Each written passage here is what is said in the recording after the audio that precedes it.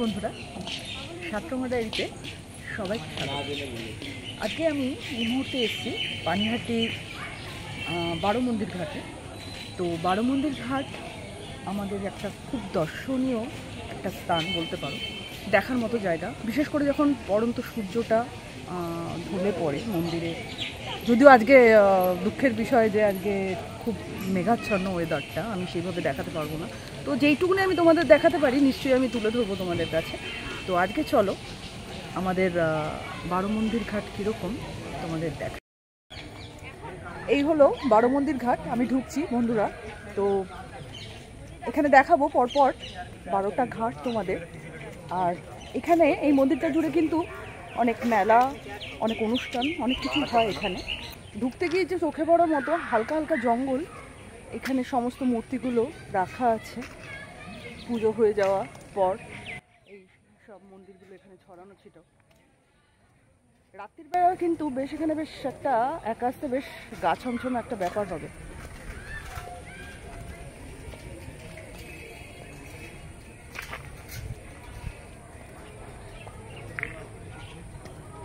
ঢুকতে গিয়েই যে মন্দিরটা চোখে পড়ে সেটা হলো এদিকে 6টা মন্দির, আর ঠিক এই পাশটাতে 6টা।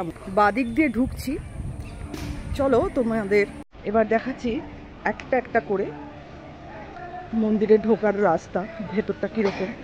খুব সুন্দর জায়গাটা, নো ডাউট ভীষণ সুন্দর জায়গাটা, তোমাদের খুব ভালো। তোর একটা খুব সুন্দর একটা পার্ক আছে বেসিক্যালি, এখানে দেখতে পাচ্ছ সুন্দর একটা পার্ক রয়েছে,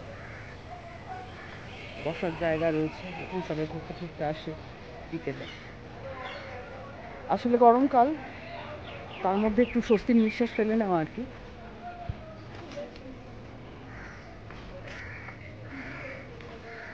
ছোট ছোট আম গাছ, কাঁঠাল গাছ, পাখি ডাকছে, বেশ অন্যরকম, বেশ সুন্দর লাগছে জায়গাটা।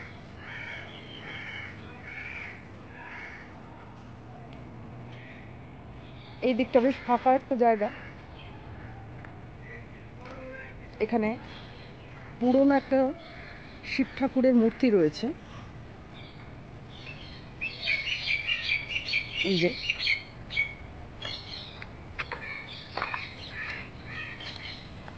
তার পাশে রয়েছে শিবলিঙ্গ।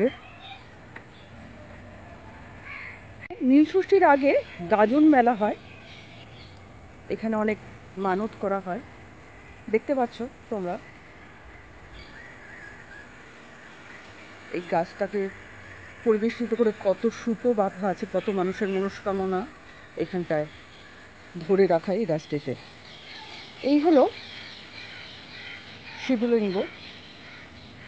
যাই হোক, আমি একটু প্রণাম সেরে নিই, তারপর আমি ঢুকবো এই 6টা মন্দির যেখানে বা পাশটা, সেইখানটায় আমি ঢুকবো, তারপর যাবো ওদিকটায়।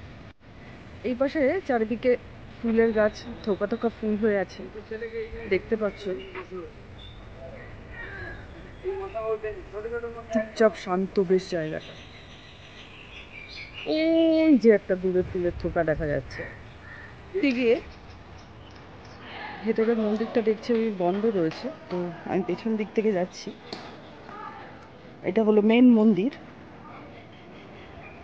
এই পাশে বেসিক্যালি পরপর রয়েছে 6খানা, তার পরপর রয়েছে, বেশ অন্ধকার। আশা করি তোমরা দেখতে পাচ্ছ এখানে পরপর শিবলিঙ্গ।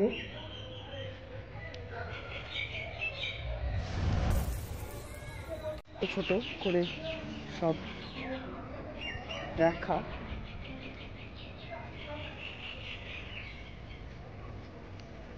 প্রত্যেকটা আলাদা আলাদাভাবে পুজো হয়, খুব সুন্দর দেখতে পাচ্ছ। ভেতরটা গম গম করছে, অদ্ভুত সুন্দর লাগছে ভেতরটা। জয় ভোলেনাথ। দেখাই আমি ভেতরটা কিরকম।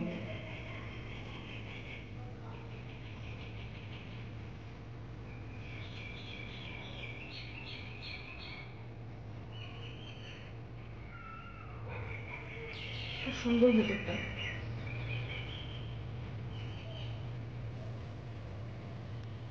এই হলো পরেরটা।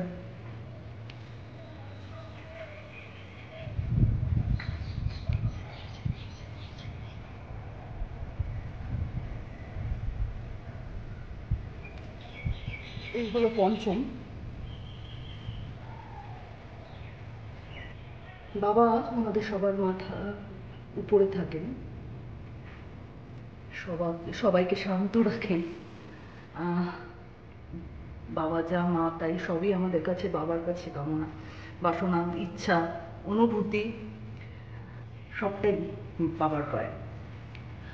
তো এই ছিল 5 নম্বর। তো আমি যাচ্ছি 6 নম্বর। 6 নম্বরে এই মুহূর্তে তালা মারা আছে, তো যতক্ষণ না ঠাকুরমশাই এসে খুলবেন সেটা তো আমি দেখাতে পারবো না। যাই হোক, এটা বেশিরভাগ সময় আমার যেটুকুনি শুনলাম যে এখানে তালা দেওয়াই থাকে। তো আমি যাবো এবার আমার ডান দিকটা, যে আরও দ্বার আছে সেই দ্বারের দিকে আমি যাচ্ছি। গঙ্গার পাড়টা অদ্ভুত সুন্দর। এখানে সবাই বিকেলে বসে আছে, কেউ আড্ডা মারছে। এদিকটা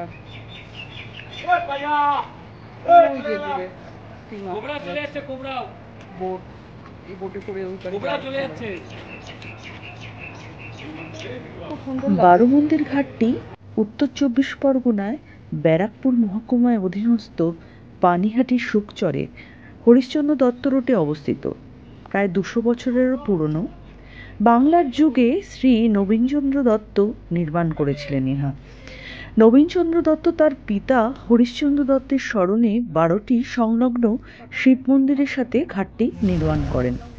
ঘাটের সঙ্গে যুক্ত ইতিহাস থেকে জানা যায় যে কলকাতার শ্রী হরিশ্চন্দ্র দত্ত তর্পণ আচার পালনের সময় এক গর্ভবতী মহিলা জলভর্তি কলসি নিয়ে এই ঘাটের সিঁড়িতে পড়ে যেতে দেখেন এবং শীঘ্রই তার গর্ভপাতের কারণে সেখানে মৃত্যু হয়। এই ঘটনায় উনি একটি ঘাট নির্মাণের সিদ্ধান্ত নেন, যা কোনো গর্ভবতী মহিলার সহজে প্রবেশ করতে এখানে পারবেন, সেইভাবেই ঘাটটি নির্মাণ করার সিদ্ধান্ত নেন। নবীনচন্দ্র দত্ত হরিশ্চন্দ্র দত্ত ঘাটের কাছে 12টি সংলগ্ন শিব মন্দিরও নির্মাণ করেন তিনি। শিবলিঙ্গগুলি নীলকণ্ঠী কোষ্ঠী পাথর দিয়ে তৈরি। ঐতিহ্যবাহী স্থাপত্য শিল্পকর্মে অনেক সুন্দর ভাস্কর্য সহ চারপাশে বাগান দিয়ে ঘেরা এই ঘাটটি।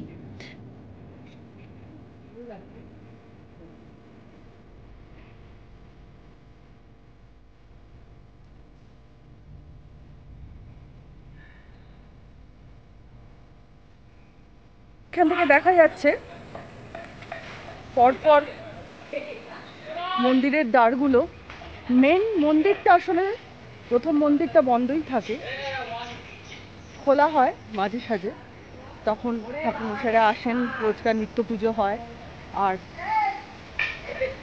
পরে দ্বারগুলো মোটামুটি খোলাই থাকে, তোমরা দেখতে পাচ্ছ এখান থেকে।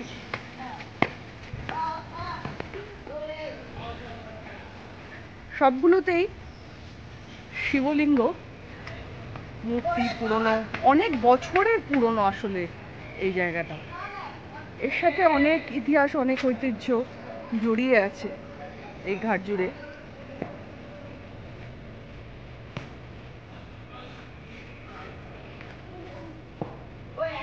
এই ভেতরটা এতটাই অন্ধকার যে দেখা যাচ্ছে না শিবলিঙ্গ।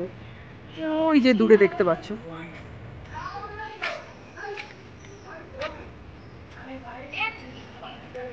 এখানে দ্বারটা বন্ধ, তার পরে একদম লাস্ট 12তম এই হলো ভিতরটা।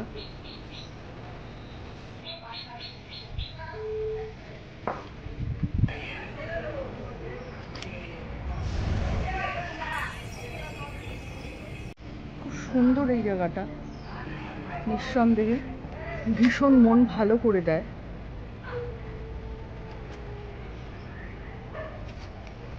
আর গাছগাছালিতে ভরপুর, পাশে যে বাগানটা সেটা যেন অভূতপূর্ব সুন্দর। খুব ভালো লাগবে বন্ধুরা, তোমরা এখানে নিশ্চয়ই অবশ্যই বলবো একবার ঘুরে যেও।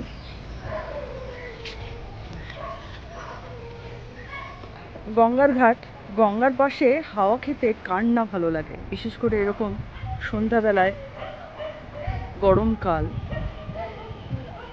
আর পড়ন্ত বিকেল। সূর্যাস্ত আজকে হয়নি। সূর্যি মামার বেশ রাগ হয়েছে, একদিন যাবৎ বেশ রাগও দেখিয়েছে সে। খুব সুন্দর জায়গাটা।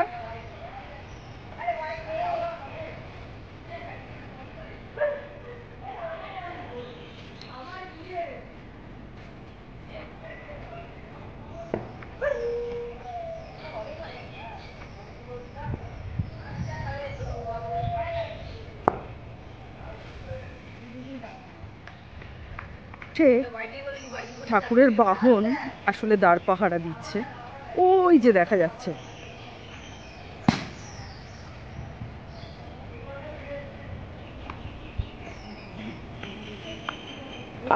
ভিডিওটি তোমাদের ভালো লাগলো, আর যদি ভালো লাগে অবশ্যই ভালোবাসা দিতে ভুলো না। খুব ভালোবেসো, পাশে থেকো, আর চ্যানেলটাকে সাবস্ক্রাইব অবশ্যই করে যেও। লাইক আর শেয়ার করতে কিন্তু ভুলো না। আমি খুব শিগগিরই আসছি নতুন ভিডিও নিয়ে, নতুন মন্দির নিয়ে, নতুন গল্প নিয়ে, নতুন কাহিনী নিয়ে। সাথে থেকো।